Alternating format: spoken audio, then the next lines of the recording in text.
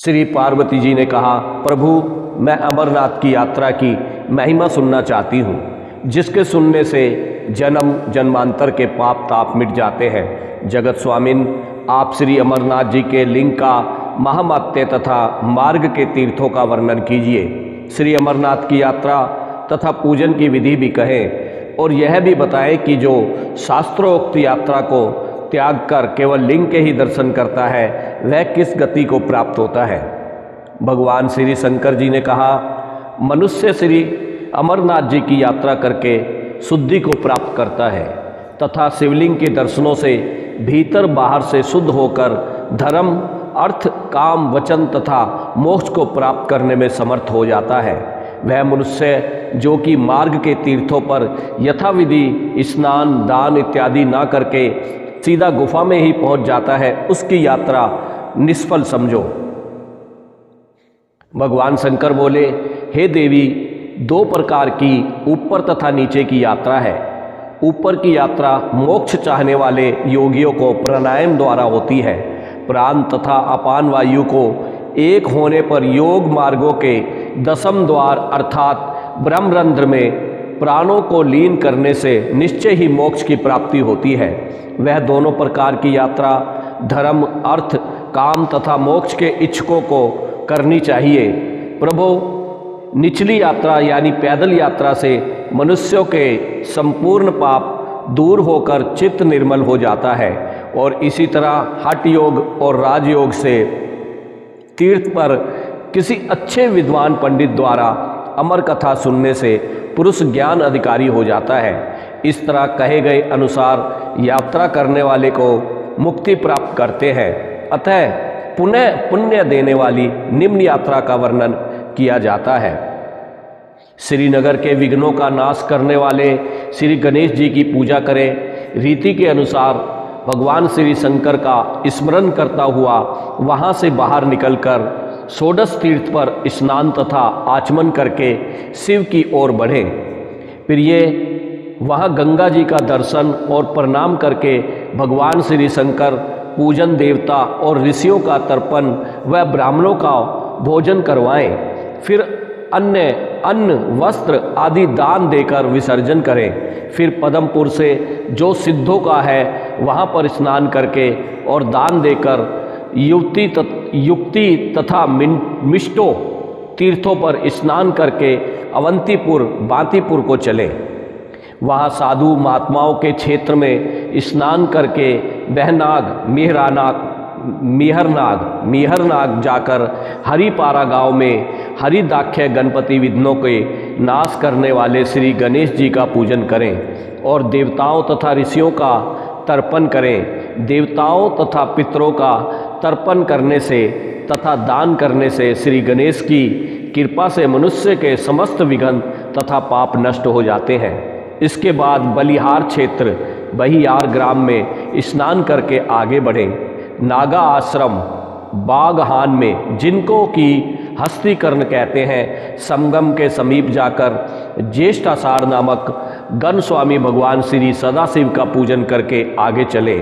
तीनों तापों तथा मलों का नाश करने वाले तीर्थ जल में स्नान व आचमन करके चक्र नामक तीर्थ चक्रधर पर जाकर स्नान करके देवताओं तथा ऋषियों का तर्पण करें और सोने का चक्र बनाकर ब्राह्मण को दान देवें। फिर विधिवत हवन तथा जप करके देवें। फिर विधिवत हवन तथा जप करके देवक तीर्थ देवयार की ओर चले और फिर वहाँ स्नान करके हरिश्चंद्र तीर्थ विजय विहार बीज बिहारा पहुंचकर स्नान करें तथा विसर्पध्वज महादेव जी का पूजन कर हव्य कव्य आदि से देवताओं और ऋषियों का तर्पण करें।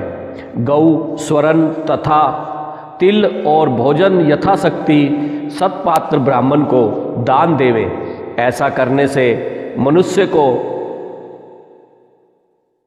ब्राह्मण और तृप्त करने के फल की प्राप्ति होती है। हे देवी, इसके पश्चात भोजन करें और तीर्थ को नमस्कार करके आगे चलें और लंबोदरी नदी के पर आलस रहित होकर स्नान करके थुजवर ग्राम से भगवान की सदाशिव के दर्शन करें इसके बाद सूर्य क्षेत्र मार्तंड भवन मटन में सूर्य कुंड सूर्य गंगा में स्नान करके भगवान भास्कर का दर्शन करें। श्री सूर्य नारायण के दर्शन करके तथा उनका पूजन करें। भगवान श्री सूर्य नारायण का पूजन संसार के समस्त भोगों तथा मुक्ति को देने वाला है। यात्रियों को सूर्य क्षेत्र में अन्न वस्त्र आदि का दान ब्राह्मणों को देना चाहिए।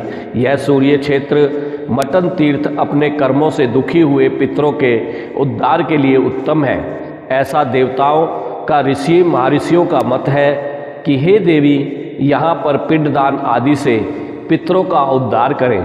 दोनों कुंडों का दर्शन करें और फिर उनमें मत्स्य रूप देवताओं का दर्शन कर और फिर उनका नाना मंत्रों से तृप्त करें। पश्चिम वाहिनी गंगा में स्नान करके पितरों के उद्धार के लिए श्राद्ध करें।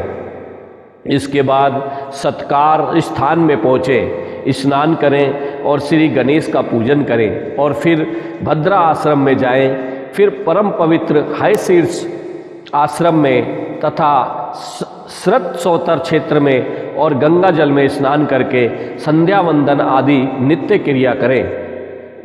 सलर ग्राम में पहुंचकर पवित्र अनंतनाग तालाब के जल में स्नान कर उत्तम बालखिल्य आश्रम को जाना चाहिए। बालखिल्य तीर्थ का महामात्य। हे देवी, अब मैं पाप को हरने वाले तथा चित्त को शुद्ध करने वाले बालखिल्य तीर्थ का महामात्य बताता हूँ। ध्यान पूर्वक सुनो। पूर्व काल में बालखिल्य नामक महर्षि ने घोर तप किया। फिर भगवान श्री विष्णु के मेघ सदृश गंभीर वाणी से कहा, मैं तुम्हारे तप से अत्यधिक प्रसन्न हूँ, अतः तुम वर मांगो। ऋषियों की प्रार्थना सुनकर भगवान विष्णु ने अपने चरणों से धरती को छूकर वहाँ से गंगा को प्रकट किया और उसके साथ ही उन लोगों को यह वरदान भी दिया कि प्रलय पर्यंत बालखिल्य तीर्थ लोगों को पवित्र करता रहेगा। पवित्र और पुण्य खिल्ययान तीर्थ पर मनुष्य स्नान, दान तथा जप पूजा करे तो उसे स्वर्ग की प्राप्ति होती है। उस बालखिल्य तीर्थ पर जगत गुरु सर्वव्यापी नारायण का पूजन करें, जो कि नाना प्रकार के भोगों तथा मोक्ष के प्रदान करने वाले हैं। तीर्थ पर स्नान और यथाशक्ति दान देकर महावन गणेश बल पहलगाम में है। मैं श्री गणेश जी का पूजन करें। हे सुंदरी, श्री गणेश जी को नमस्कार करके लड्डुओं तथा क्षीर का भोग लगाएं। ममलेश्वर तीर्थ की उत्पत्ति की कथा। मामलेश्वर तीर्थ की उत्पत्ति की कथा। पाप तथा विघ्नों से रहित होकर मामेश्वर क्षेत्र को जावें। हे साध्वी, मामलेश्वर भगवान के दर्शन या तीर्थ जल में स्नान करके मनुष्य रोगों तथा पापों से छूट जाता है। यहाँ पर स्नान करने के पश्चात मनुष्य दान करे तथा ब्राह्मणों को भोजन करवाए। ममलेश्वर तीर्थ की उत्पत्ति के संबंध में कथा सुने। एक समय की बात है, भगवान श्री सदाशिव श्री गणेश जी को दोनों ड्योढ़ियों का द्वारपाल बनाकर आप स्थलबाद को चले गए।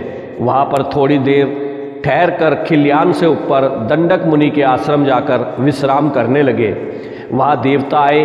भगवान सदाशिव ने कहा, आगे मत बढ़िए।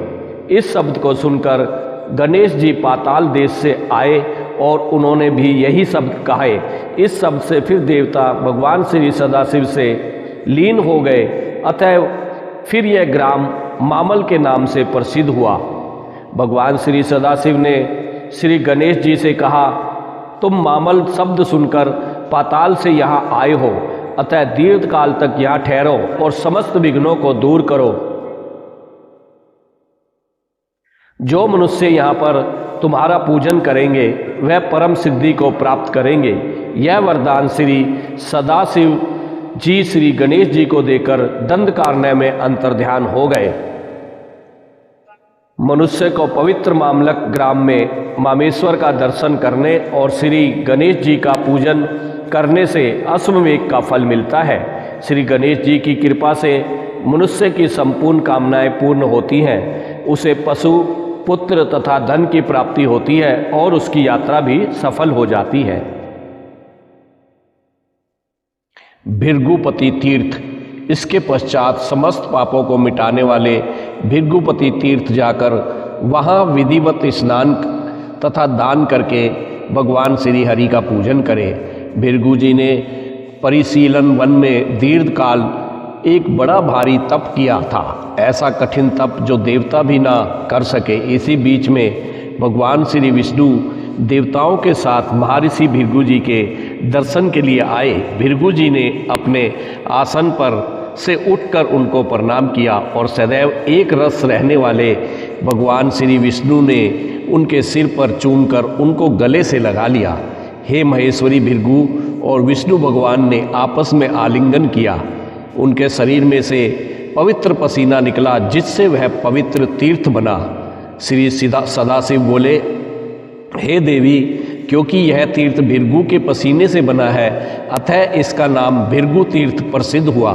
यहाँ पर जो मनुष्य स्नान करके तांबे तथा वस्त्र का दान करेगा उसकी यात्रा निसंदेह सफल होगी। यह मनुष्य स्नान करने से अति उत्तम पुण्य को प्राप्त होता है। श्री लंबोदर की कथा। एक बार कैलाश पर्वत पर भगवान श्री सदाशिव और श्री पार्वती ज्ञान संबंधी बातचीत कर रहे थे। उन्होंने श्री गणेश जी को द्वारपाल बनाकर उनसे कह रखा था कि किसी को अंदर मत आने देना। इतने में देवराज इंद्र देवताओं सहित वहाँ आए। गणेश जी ने उनको रोका। इस पर दोनों में बड़ा भारी युद्ध हुआ और इंद्र हार गया। इंद्र के साथ लड़ने से श्री गणेश जी को बहुत ज़्यादा भूख व प्यास महसूस हुई। बहुत स्वादिष्ट फल खाकर बहुत सा गंगा जल पीने से श्री गणेश जी का पेट बढ़ गया तथा भगवान श्री सदाशिव जी ने गणेश जी को लंबोदर के नाम से पुकारने लगे। हे देवी, भगवान श्री सदाशिव ने गंगा को सूखा हुआ देख श्री गणेश जी के पेट पर क्रोध में भरकर डमरू से चोट की। फिर गंगा उनके पेट से निकलकर बहने लगी और पौराणिक कथाओं में उसका नाम लंबोदरी प्रसिद्ध हुआ। हे प्रिय, लंबोदरी नदी के जल का स्पर्श कोटि जन्मों के पापों का नाश करता है, इसलिए मामलेश्वर के पास इस नदी का स्पर्श करना आवश्यक है। इसके पश्चात रंजीवन में गोलाकार पत्थर की देव मूर्ति का दर्शन करें और वहाँ से सीताराम कुंड में स्नान करके आगे बढ़े। रमजनोपाल की कथा। सीता, लक्ष्मण तथा राम जी विचरते विचरते रमजन ने पवित्र वन में आकर मदयुक्त राक्षसों को देखा। इससे उनको पसीना आ गया। यह पसीना कुंडों में पड़ने से यह कुंड परम पवित्र हो गए। भगवान श्री रामचंद्र जी महाराज पाषाण पर चढ़कर बाणों से राक्षसों को समाप्त करने लगे। बहुत से राक्षस मारे गए और बाकी के इधर उधर भाग गए। उन राक्षसों का खून गिरने से वह गंडसेल छोटी पहाड़ी रंगीन हो गई और भगवान श्री रामचंद्र जी महाराज के चरण स्पर्श से दूसरों को पवित्र करने वाली हो गई। इस रमजन नोपल के दर्शन से मनुष्य पापों से मुक्त हो जाता है और कुंड में स्नान करने से समस्त पापों से छूटकर मुक्त हो जाता है। स्थानु आश्रम यानी चंदनबाड़ी। इसके बाद नील गंगा में स्नान करके प्रसन्नचित्त हो स्थान आश्रम चंदनवाड़ी की यात्रा करें। हे देवी, एक बार काम क्रीड़ा तथा खेल की बातों में भगवान श्री सदाशिव का मुख श्री पार्वती जी के नेत्रों के साथ लग गया। हे सुंदरी, तब उनका मुख अंजन सुरमे के कारण काला हो गया। श्री भगवान श्री सदाशिव जी ने सुरमे से काला देखकर मुख श्री गंगा जी में धोया, जिससे गंगा जी का रंग काला पड़ गया। अतः गंगा का नाम नील गंगा प्रसिद्ध हो गया। यह नदी महापापों का नष्ट करने वाली है। नील गंगा का स्पर्श दुष्ट मनुष्यों के साथ रहकर जो दोष प्राप्त हुए हों तथा स्त्रियों के मन के विकारों का नाश करता है, इसमें रत्ती भर भी संदेह नहीं है। यह नील गंगा पहलगांव से 6.5 मील चंदनवाड़ी के मार्ग में है। पूर्व काल में भगवान श्री सदाशिव दक्ष प्रजापति की पुत्री सती का वियोग हो जाने पर हिमालय पर कठिन तप करने लगे। महेश्वरी फिर वहाँ पर बहुत वर्षों तक सेवा करती रही। सती ने पर्वतराज के यहाँ जन्म लेकर पार्वती का रूप पाया। यह तपस्या करने के पश्चात भगवान सदाशिव की सेवा करने लगी, लेकिन उनकी सेवा करने पर श्री भगवान सदाशिव की समाधि ना खुलने पाई। तब श्री पार्वती जी ने चंदन वाटिका में बड़ी घबराई, जिस वाटिका में भगवान श्री सदाशिव वृक्ष के समान निश्चल रूप से तप में स्थित थे। उस वाटिका का नाम बाद में महापाप विनाशक प्रसिद्ध हुआ। हे देवी, इस स्थान आश्रम चंदनवाड़ी के पास जो स्नान करता है वह शिव धाम को प्राप्त होता है। ब्रह्म हत्या तथा गो हत्या आदि महापाप करने वाले मनुष्य यदि चंदनवाड़ी में स्नान करे तो समस्त पापों से छूट जाता है। सरस्वती नदी का दर्शन करने से एवं उसमें स्नान करने से मनुष्य समस्त पापों से मुक्त हो जाता है। इसके पश्चात यात्री को पोसाख्य पर्वत पिस्सू घाटी पर चढ़ना चाहिए। पिस्सू घाटी एक बार देवता और राक्षस श्री सदाशिव के दर्शनों के लिए आए। यह पहाड़ पर चढ़ते समय ईर्ष्या में ग्रस्त होकर कहने लगे कि हम पहले चढ़ेंगे। दोनों में युद्ध होने लगा। राक्षसों से हटकर देवताओं ने एक चकित होकर भगवान श्री सदाशिव का ध्यान किया।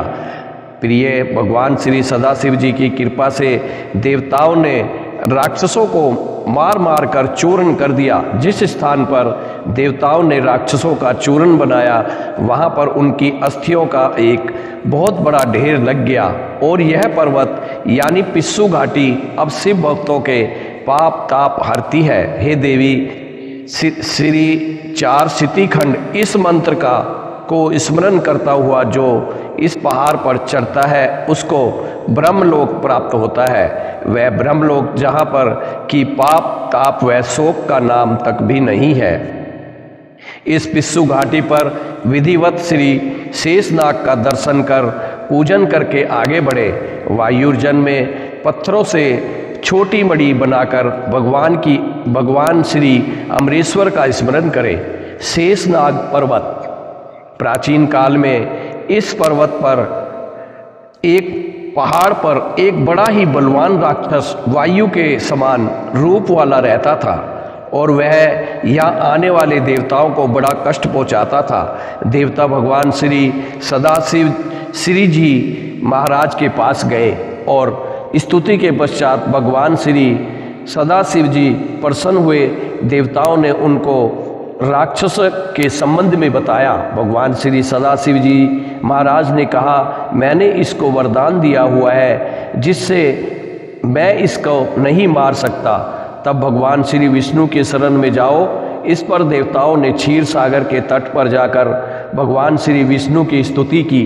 भगवान श्री विष्णु देवताओं की स्तुति से प्रसन्न होकर बोले, मैं अभी अभी वायु रूपी दैत्य को नष्ट किए देता हूँ, तुम लोग स्वर्ग धाम को जाओ। शेषनाग जी पाताल से प्रकट हुए।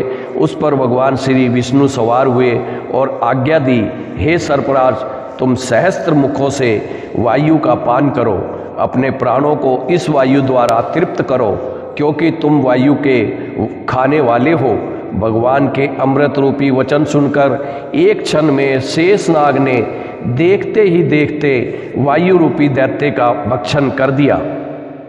हे देवी, उस दिन से यह पर्वत शेषनाग के नाम से प्रसिद्ध है तथा योगी जन इसको अपना आश्रम भी कहते हैं। इसके दर्शन करने से तथा तालाब में स्नान करने से, यहाँ पर जप हवन स्तुति का स्वाध्याय करने से मनुष्य अनंत पुण्य को प्राप्त होता है। जब देवताओं ने राक्षस को मार डाला तब उनमें से प्रसटता नाम दैत्य वायु में मिलकर देवताओं को कष्ट देने लगा। इस पर समस्त देवता भगवान श्री सदाशिव जी महाराज के पास गए, उनकी स्तुति की। इस पर भगवान श्री सदाशिव जी महाराज से प्रसन्न होकर कहा, हे देवताओं, तुम लोग यहाँ मंडिये बनाकर वायु को रोक दो। इस पर ये वहाँ पर पत्थर की मंडियाँ बनाकर शांतिपूर्वक रहने लगे। लेकिन एक बार एक दैत्य ने अपना उग्र रूप दिखाया तब देवराज इंद्र ने अपना वज्र उठाया और उसी जगह राक्षस को मार डाला। तब से यह जगह वायुवर्जन देवताओं से पूजित तीर्थ प्रसिद्ध हुआ। यहाँ पत्थरों द्वारा देवताओं के लिए छोटे छोटे घर बनाने तथा तीर्थ के दर्शन से मनुष्य अत्यंत पुण्य को प्राप्त होता है। ब्रह्म हत्या गो हत्या से युक्त मनुष्य इस तीर्थ के दर्शन से इन महापापों से छूट जाते हैं।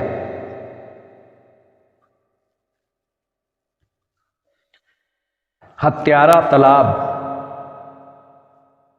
हे देवी, जिस कारण यह तालाब हत्यारा तालाब सूख गया है वह सुनो। इसके सुनने से प्राणी संशय से रहित हो जाता है।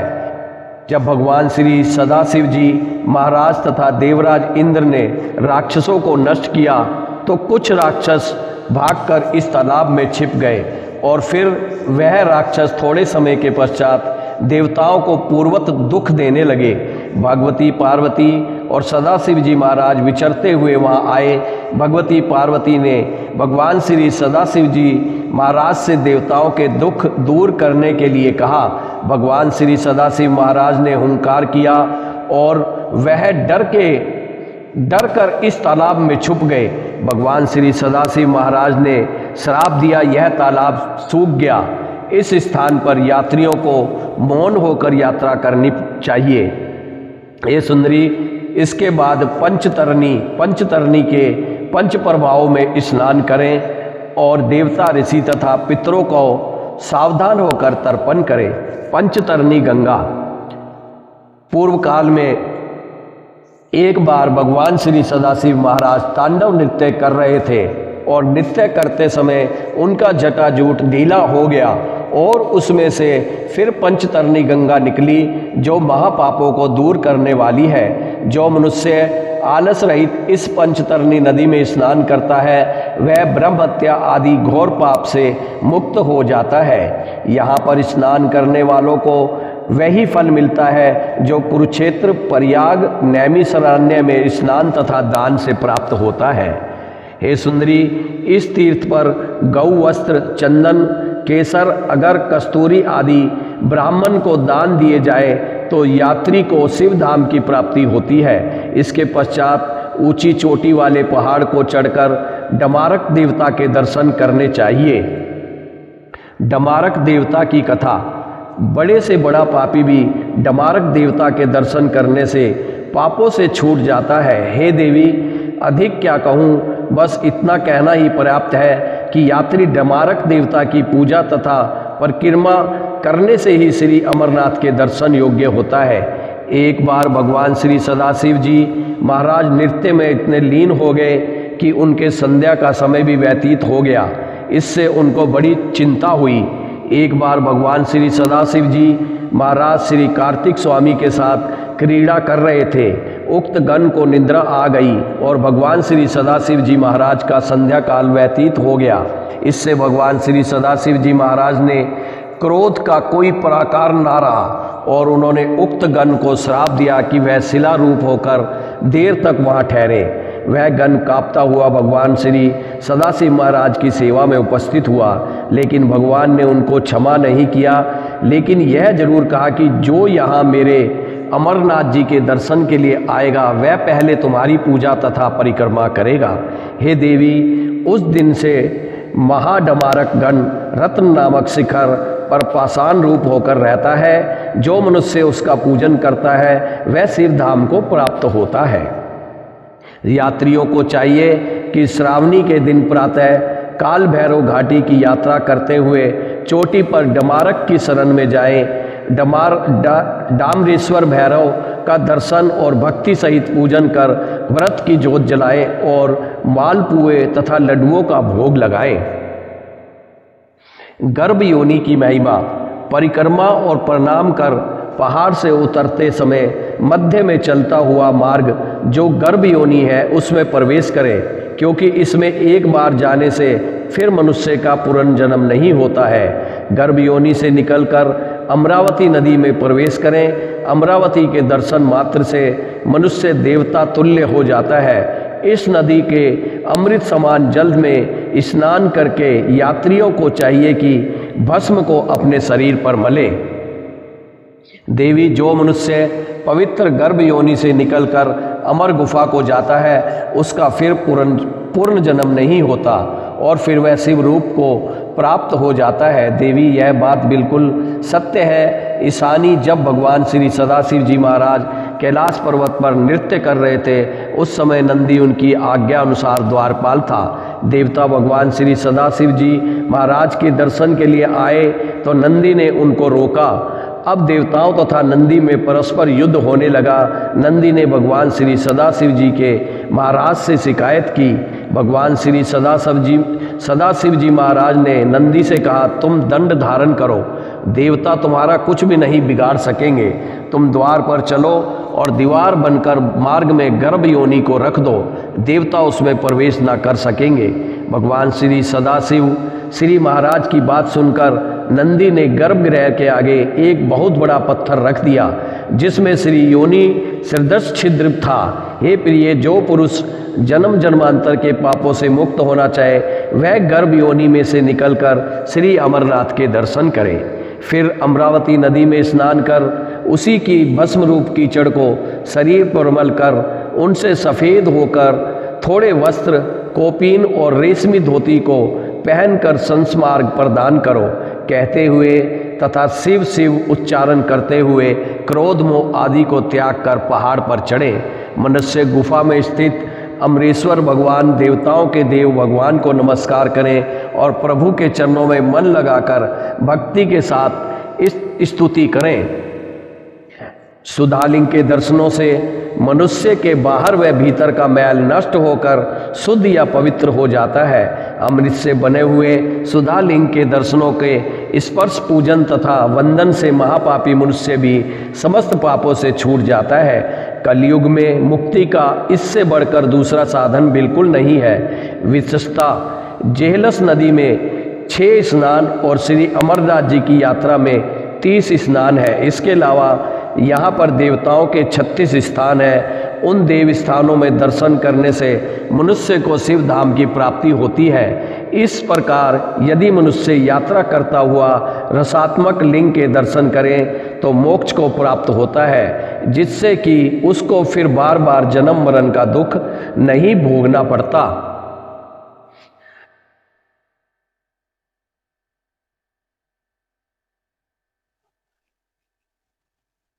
अमरेश्वर महादेव। पार्वती जी बोली, प्रभु अब अमरेश्वर महादेव की कथा सुनना चाहती हूँ और यह जानना चाहती हूँ कि महादेव गुहा में स्थित होकर अमरेश क्यों कर या कैसे कहलाए। भगवान श्री सदाशिव जी ने उत्तर दिया। शंकर भगवान बोले, देवी सुनो, अब मैं अमरनाथ जी के महातीर्थ के संबंध में विस्तार पूर्वक कहता हूँ। इसके सुनने से मनुष्य करोड़ों पापों से छूट जाता है। आदि काल में ब्रह्मा, प्रकृति, अहंकार, स्थावर, पर्वत आदि जंगल में मनुष्य संसार की उत्पत्ति हुई। इस क्रमानुसार देवता, ऋषि, पितृ, गंधर्व, राक्षस, सर्प, यक्ष, भूतगण, कुष्मांड, भैरव, गीदड़, दानव आदि की उत्पत्ति हुई।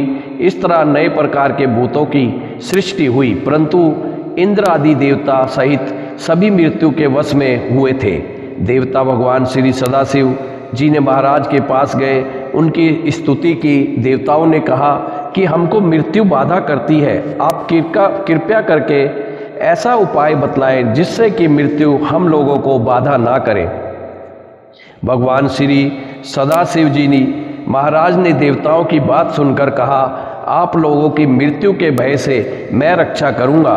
भगवान श्री भोलेनाथ ने इस तरह कहकर अपने सिर पर से चंद्रमा की कला को उतार कर निचोड़ा और देवताओं से कहा, यह आप लोगों के मृत्यु रोग की औषधि है।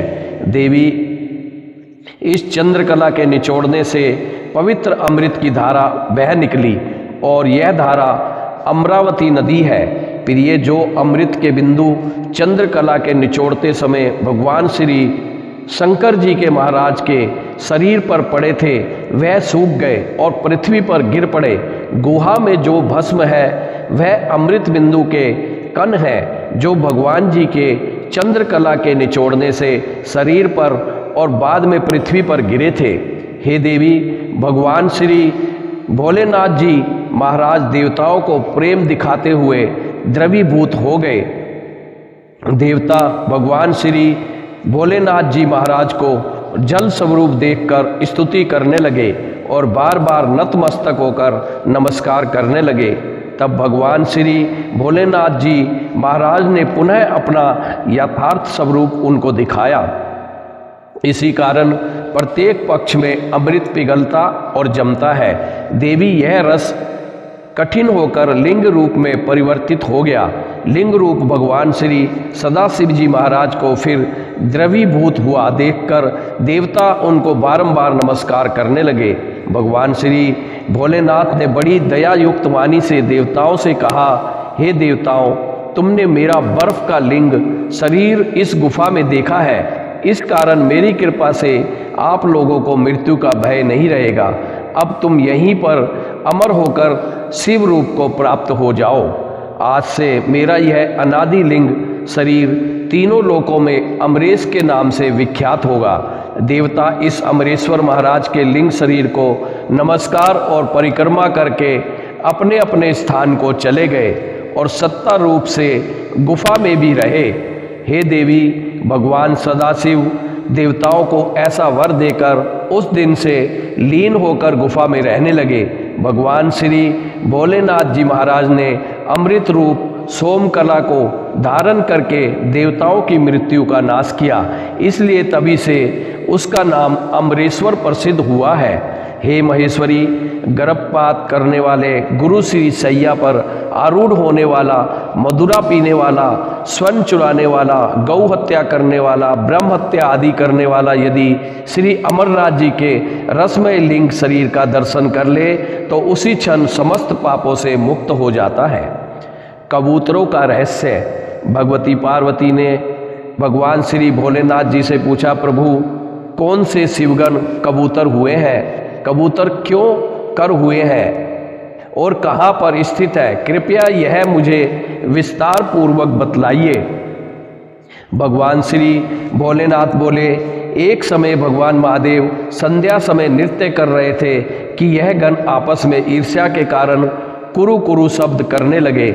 महादेव जी ने क्रोधित होकर उनको यह श्राप दिया कि तुम दीर्घकाल तक यही शब्द कुरु कुरु करते रहो। चुनांची वह रूढ़ रूपी गण उसी समय कबूतर हो गए। इनके दर्शनों से समस्त पाप दूर हो जाते हैं। यात्रा का समय भगवत श्री पार्वती जी ने श्री भोलेनाथ जी महाराज से पूछा, प्रभु, किस समय की यात्रा महाफल देने वाली है? श्री अमरनाथ जी के दर्शन व पूजन से क्या फल प्राप्त होता है? इसके अतिरिक्त वह भी बताइए कि बड़े से बड़ा पापी किस वस्तु का दान करे जिससे कि उसके समस्त पाप नष्ट हो जाए। हे देवी, सार्वनी यात्रा करनी पड़े बड़े भारी पुण्य को देने वाली है, क्योंकि भगवान श्री सदाशिव जी महाराज ने अपना स्वरूप सावन की पूर्णिमा में ही प्रकट किया था। देवी, काशी में लिंग दर्शन तथा पूजन से 10 गुना, प्रयाग से 100 गुना, नैमिषारण्य तथा कुरुक्षेत्र से 1000 गुना पुण्य देने वाले श्री अमरनाथ जी का पूजन है, जो कि मैंने तुम्हारे हित के लिए कहा है। देवताओं की 1000 वर्ष तक सोने, फूल, मोती और पट्ट वस्त्रों की पूजा का जो फल मिलता है वह श्री अमरनाथ के रसलिंग पूजा से एक ही दिन में प्राप्त हो जाता है। कस्तूरी, कपूर, चंदन, केसर, मोती, सोना, चांदी, पुष्प, धूप, दीप, नैवेद्य और अनेक प्रकार की सामग्री से जो मनुष्य भगवान श्री अमरनाथ जी का पूजन करता है उसको बड़ा भारी फल मिलता है। भगवान श्री अमरनाथ जी की आरती तथा परिक्रमा से भी बहुत पुण्य प्राप्त होता है। श्री अमरनाथ जी का दर्शन स्पर्शन करके प्रचंड रंगनी उत्तर संगम में जाकर देव व प्रेत प्रश्नार्थ श्राद्ध करें।